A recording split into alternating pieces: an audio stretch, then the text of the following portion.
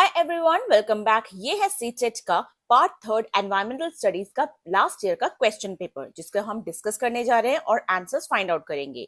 तो ये जो ऑप्शंस दे रखे हैं उनमें से जो करेक्ट ऑप्शन है वो आपको बताना है। Read the assertion and reason properly. Assertion है, मान्यता है कि an elephant herd has only female and baby elephants, कि एलिफेंट के झुंड में सिर्फ फीमेल एलिफेंट और बेबी एलिफेंट रह जाते हैं। क्योंकि रीजन है, male elephants leave their herd after 14 to 15 years and move around alone, क्योंकि जो मेल एलिफेंट्स होते हैं वो उस झुंड को 14 या 15 साल के अंदर छोड़ देते हैं और अकेले रहने लगते हैं। तो उसका जो थर्ड ऑप्शन है यानी एजर्शन और रीजंस दोनों करेक्ट है, ट्रू है। अगला है chapter 4 mangoes round the year of NCERT Environmental Studies textbook has a story on making mango papad so that children not only interested understand the process and technique but also appreciate the skills of cooking and preservation। कि chapter 4 जो NCERT की book में है mangoes round the year, उसमें सिर्फ mango पापड़ बनाने की जो स्टोरी है उससे बच्चे सिर्फ ये अंडरस्टैंड नहीं करते कि उसकी प्रोसेस क्या है, टेक्निक है, लेकिन उसके साथ स्किल्स भी डेवलप करते हैं, कुकिंग और preservation. As per NCF 2005, which general objective of teaching EVS is being achieved through this lesson? तो NCF के कौन से ऑब्जेक्टिव अचीव होता है इसमें? तो उसका जो थर्ड ऑप्शन है, to develop understanding with the help of observation and examples related to our experience in place of abstraction। तो थर्ड जो ऑप्शन है वो एक्सपीरियंस बेस्ड लर्निंग है, जो कि रियल लाइफ एग्जाम्पल से समझना, यही इसका करेक्ट ऑप्शन है और आंसर है। अगला है Mohan is class 5th teacher of environmental studies. Mohan class 5th environmental study का टीचर है। He writes the following activity on the blackboard in his class. Find out about the availability of water at the time of your parents and grandparents and compare it with the current situation. For the above activity, which of the following strategies would be the most appropriate? यहाँ पर teacher एक activity लिखते हैं जहां पर teacher ने बच्चों को पेरेंट्स एंड ग्रैंड पेरेंट्स से पानी के टाइम का कंपैरिजन करने को बोला है। तो यहाँ पर कौन सी स्ट्रेटजीज जो बेस्ट सूट करेगी वो आपको बताना है। तो जो इसका आंसर है वो है सेकंड, प्रोजेक्ट। ये एक प्रोजेक्ट की तरह उनको दिया गया है बच्चों को, तो इसलिए इसका ऑप्शन सेकंड करेक्ट आंसर है। अगला है Archana is the teacher of environmental study teaching class 4। She forms 2 groups of children in her class and conducts a debate activity on the topic. Archana जो कि एक टीचर है क्लास 4 की, उसने 2 ग्रुप्स बनाए बच्चों के और एक डिबेट एक्टिविटी किया। और should the school have uniforms और नॉट, उसने पूछा कि क्या स्कूल में यूनिफॉर्म्स होने चाहिए या नहीं। Why did Archana organise a debate in her class, उसने अपनी क्लास में ऑर्गेनाइज ये डिबेट क्यों ऑर्गेनाइज की अर्चना ने अपनी क्लास में, ये आपको बताना है। Which of the following may not be the most appropriate reason, इन चारों में से जो बिल्कुल सबसे ज्यादा मोस्ट नहीं है वो आपको बताना है। तो जो इन चारों ऑप्शंस में से जो मोस्ट पे लेवल पे नहीं आते हैं वो है option third B C D. B C D जो है वो मोस्ट अप्रोप्रिएट नहीं है। अगला जो है वो है child describes different skill work related to farming and their inheritance from elders in the daily life. बच्चे जो हैं वो अपना स्किल्ड वर्क जो है वो रिलेट करते हैं फार्मिंग से, जो कि अपने पेरेंट्स से या बड़े से सीखा है उन्होंने। तो द अबव स्टेटमेंट, ये अबव स्टेटमेंट क्या है? तो जो इसका ऑप्शन है वो है फोर्थ ऑप्शन, लर्निंग आउटकम, कि जो चाइल्ड एक्चुअली कर सकते हैं वो सीखते हैं, तो वो लर्निंग आउटकम है। अगला है the state union territory having coast on the Bay of Bengal. Bay of Bengal पे कौन सा स्टेट या यूनियन टेरिटरी आ रही है? तो वो है आंध्र प्रदेश। अगला है lesson 13 in NCERT is class 5 environmental studies text book describes the amazing journey of Gaurav Jani. This lesson is the part of which of the following themes? Lesson 13 जो एनसीईआरटी क्लास 5 एनवायरमेंटल स्टडी में जो गौरव जानी की जो जर्नी बताई गई है किस थीम से रिलेटेड है? तो वो है फोर्थ ऑप्शन, शेल्टर। अगला है in a constructive EVS classroom which of the following is not seen to be happening? Constructivist means जहां एक्टिव होकर बच्चे एग्जाम्पल्स के थ्रू या पजल्स के थ्रू बच्चे सीखते हैं, एक्टिविटीज करके सीखते हैं।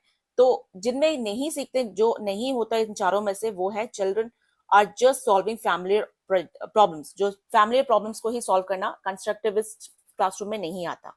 नेक्स्ट है Siddhi is the teacher of class 4। Siddhi जो कि टीचर है क्लास 4 की, she takes all the children of her class to the playground to play kabaddi while teaching them lesson 10 Hututu Hututu of the NCERT Environmental Studies textbook, Before playing the game, she also explains the rules of the game to all the children.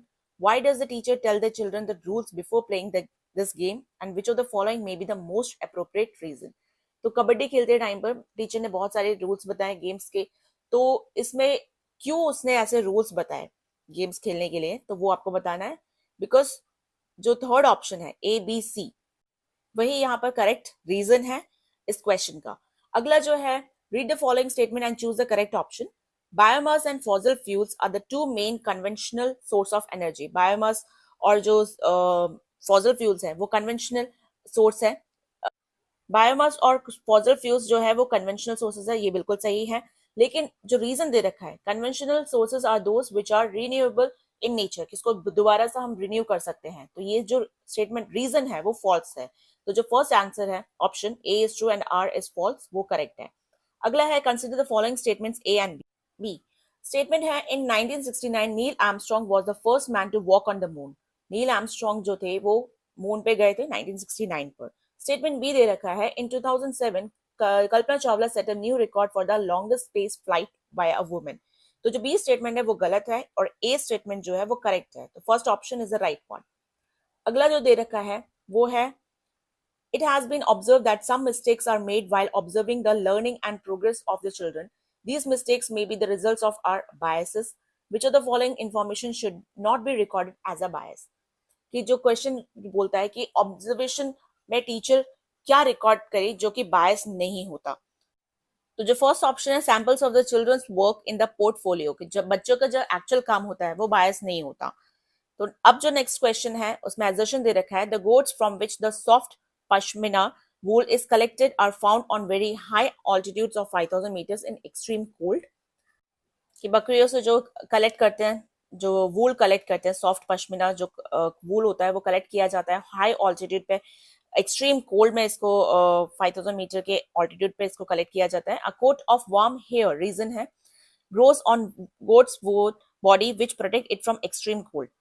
तो जो ये इसकी जो वूल है ना वो उसको इतनी ठंड में उसको बचाती है, तो रीजन और एग्जर्शन दोनों सही है, करेक्ट आंसर है।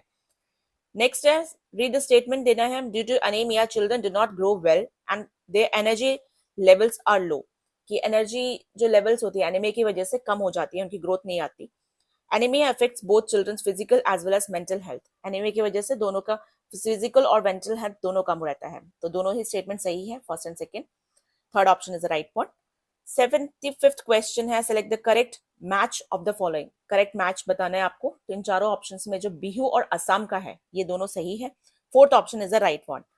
अगला है, cows have short front teeth and large and flat side teeth for which of the following। Cow के जो शॉर्ट फ्रंट टीथ होते हैं और लार्ज फ्लैट साइड टीथ होते हैं वो किस लिए काम आते हैं, तो जिसका करेक्ट ऑप्शन है वो है third option, snipping grass and chewing grass respectively.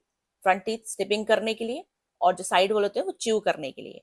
अगला है, what is the reason why tales and stories have been given an important place in the text book of environmental study. कि stories और tales वगैरह environmental study में क्यों include किए गए, इसका क्या रोल है।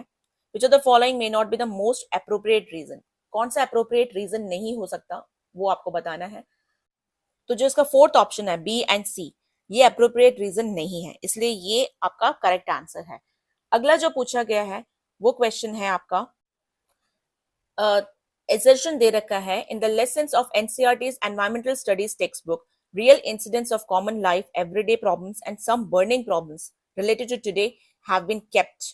जो क्वेश्चन बोलता है यहाँ पर कि एनसीईआरटी में रियल प्रॉब्लम्स जो होते हैं इंक्लूड किए जाते हैं क्योंकि बच्चों पर उन पर ओपन डिबेट कर सके ना। रीजन यही बोल रहा है कि चिल्ड्रन जो है वो उस पर ओपन डिबेट कर सके, all this problem to aware the problems, be sensitive to them and make correct understanding, और अंडरस्टैंडिंग अच्छे से समझ सके उसको। तो दोनों एजर्शन और रीजंस दोनों सही है। आजकल के बुक्स में काफी रियल लाइफ कॉमन एग्जांपल्स लिए जाते हैं, इंसिडेंट्स, ताकि बच्चे उस पर डिबेट कर सके और समझ सके। अगला है, how much time boiled milk takes for digestion in the stomach. Boiled milk को पेट में डाइजेस्ट होने में कितना टाइम लगता है वो आपको बताना है। तो यहाँ पर थर्ड ऑप्शन जो है 2 आवर्स यानी 2 घंटे लगते हैं, वो करेक्ट आंसर है। अगला है, a person would not drawn in the Dead Sea or salty lake even if the person does not know how to swim. This is due to कोई भी अगर सॉल्टी पानी यानी कि नमकीन पानी में या डेड सी में अगर तैरता है तो वो डूबता नहीं है, चाहे उसको तैरना नहीं आता। वो क्यों है, क्या रीजन है इसका? जो थर्ड ऑप्शन है high density of sea water, क्योंकि सी वाटर की जो डेंसिटी होती है वो बहुत ज्यादा होती है, जिसकी वजह से अगर तैरना नहीं भी आता तो डूब नहीं सकते हैं उसमें, तो आसानी से रह सकते हैं उसमें। तो अगला जो क्वेश्चन है वो पूछा गया है which of the following is a group consisting of elements only, इनमें से कौन से ग्रुप हैं जो कि सिर्फ एलिमेंट्स, इनमें एलिमेंट्स ही है। तो ये जो सेकंड ऑप्शन है टिन, लिथियम, सोडियम, ये तीनों सिर्फ एक एलिमेंट्स है। ठीक है। नेक्स्ट है a teacher of environmental studies while conducting an activity with some children observes some important incidents and also makes a descriptive note of the same, which of the following may be the tool of the assessment। Teacher जो है उन्होंने activity conduct की बच्चों के साथ और observe किया कुछ इंपॉर्टेंट इंसिडेंट्स और उसका एक नोट भी बनाया, डिस्क्रिप्टिव नोट। तो इसका जो इन चारों में से कौन सा टूल हो सकता है असेसमेंट करने का, तो इसका आंसर है सेकेंड ऑप्शन एनेक्डोटल रिकॉर्ड्स। तो वो जो ऑप्शन है यही है जिसके थ्रू हम बच्चों को ऑब्जर्व कर सकते हैं। अगला है two Indian birds make nest which hang from the branches of trees और bushes, these two birds are, दो इंडियन बर्ड्स है जो कि नेस्ट हैंगिंग नेस्ट बनाते हैं, तो वो है fourth option sunbird and tailor bird. तो fourth option is the right one. अगला है स्टेटमेंट दे रखा है during the cold season lizards go into the long and deep sleep, कि लिजर्ड कोल्ड सीजन में स्लीप बहुत लंबी नींद लेते हैं। उसका जो रीजन है some animals go into long deep sleep in certain seasons. दोनों ही ऑप्शन सही है क्योंकि ये हाइबरनेशन स्टेटमेंट है। तो जो थर्ड ऑप्शन है both A and B are correct, बिल्कुल सही है, बी एक्सप्लेन्स ए। अगला जो क्वेश्चन पूछा गया है वो है A teacher in his environmental studies class divides the children into two groups and asks them to collect some objects present in the class। एक टीचर ने दो ग्रुप्स बनाए और उनको बोला कि स्कूल जो उनके स्कूल में कोई भी आसपास में जो भी ऑब्जेक्ट्स है उन्हें कलेक्ट करो। After that he sits with the children and ask them to distribute those objects into different groups. फिर उसने बैठ के उन बच्चों से कहा कि इन ऑब्जेक्ट्स को डिस्ट्रीब्यूट करो डिफरेंट ग्रुप्स में, बांटो उसको डिफरेंट ग्रुप्स में। Children divide objects into different groups on the basis of their properties. बच्चों ने उसी तरह से किया, बच्चों वो चीजों को डिवाइड किया बाकी ग्रुप्स के हिसाब से, उनकी कैटेगरी उनकी प्रॉपर्टी के हिसाब से। What would be the most appropriate purpose for the teacher to conduct this activity? ये क्यों किया गया, क्या रीजन है? तो इसका जो थर्ड ऑप्शन है at the primary stage children learn better by interacting with each other, क्योंकि प्राइमरी स्टेज पर, प्राइमरी लेवल पर बच्चे जो है जितना इंटरेक्शन करेंगे उतनी जल्दी ही सीखेंगे। तो third option is the right answer. अगला है Rakesh is the teacher of environmental studies of class 5। He asked the children in his class to do an activity in which all children observe which objects floats in water and which sinks in water। Rakesh जो कि एक teacher है उन्होंने बच्चों को कुछ activity दी और पूछा कि कौन से ऑब्जेक्ट्स जो हैं वो फ्लोट कर सकते हैं, तैर सकते हैं, और कौन से ऑब्जेक्ट जो सिंक यानी कि डूब सकते हैं वो आपको बताना है। फिर लास्ट में एक्टिविटी होने के बाद बच्चों ने पूछा कि ऐसे क्यों हुआ कि कुछ चीजें जो हैं वो डूब गई और कुछ चीजें जो हैं वो तैर रही हैं। तो इसका जो अप्रोप्रिएट रीजन है जो टीचर बताएगा, जो मोस्ट अप्रोप्रिएट रीजन वो क्या हो सकता है, तो जो इसका करेक्ट ऑप्शन है वो है फोर्थ ऑप्शन बी एंड सी, यानी कि पहले बच्चे जो हैं ऑब्जर्व करेंगे, फिर सोचेंगे, थिंक करेंगे, फिर टेस्ट करके देखेंगे, तो इस तरह से उनकी थिंकिंग पावर भी इंक्रीज होगी। B and C is the right answer. Next है 87th question. It is 10 AM now in India today, it is around noon of today in. अगर सुबह के 10 बज रहे हैं तो दोपहर कौन से कंट्री में होगा, तो वो है सेकेंड ऑप्शन सिंगापुर। अगला है in a child centred EVS classroom which of the following activities would be the least likely to occur. इन चारों में से सबसे कम जो होना चाहिए वो है children will be seen in the classroom listening to the teacher. बच्चे क्लासरूम में हैं और टीचर को सुन रहे हैं, तो ये जो एक्टिविटी है, ये जो स्टेटमेंट है, ये कम होना चाहिए, सबसे ज्यादा कम होना चाहिए क्लास में, चाइल्ड सेंटर्ड क्लास होगी तो। अगला है a person boarded an express train on 30th January 2023 at New Delhi from for Bangalore. The train departed from New Delhi at 17 hours and reached Bangalore at 17 hours on 31st January 2023. The distance between New Delhi and Bangalore by train route is nearly 1,776 km. The average speed of the train during this journey. तो distance दे रखा है और आपको time दे रखा है, अब आपको speed निकालनी है। तो अगर 30th जनवरी में 17 आवर्स यानी 5 बजे गए हैं और अगले दिन 31st जनवरी को 5 बजे ही पहुंचे हैं शाम के, तो यानी पूरा 24 घंटे लग गया।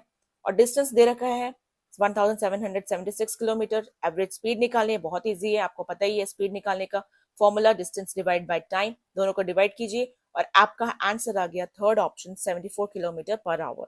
लास्ट क्वेश्चन है, यहाँ पर एजर्शन और रीजन दे रखा है, the curriculum of environmental study is theme based and each theme is interrelated. कि जो एजर्शन दे रखे है ईबीएस जो है थीम बेस्ड है, इंटरकनेक्टेड है, और इसका जो रीजन है कि the main reason for keeping the syllabus of environmental study theme based is that it creates a deep understanding of each theme and each theme begins with question। इसका main reason इसलिए है क्योंकि environmental study में अगर theme based syllabus रखेंगे तो understanding, deep understanding होगी theme की, और हर थीम जो है वो क्वेश्चन से स्टार्ट होगा। तो दोनों ही एजर्शन और रीजन करेक्ट है, और reason is the correct explanation of assertion. Third option correct answer है। तो ये था लास्ट ईयर का सीटेट का एनवायरमेंटल स्टडी का पेपर। इस तरह के वीडियोस मैं और बनाऊंगी। Thanks for watching. Please like, share, comment and subscribe. Till then, bye bye.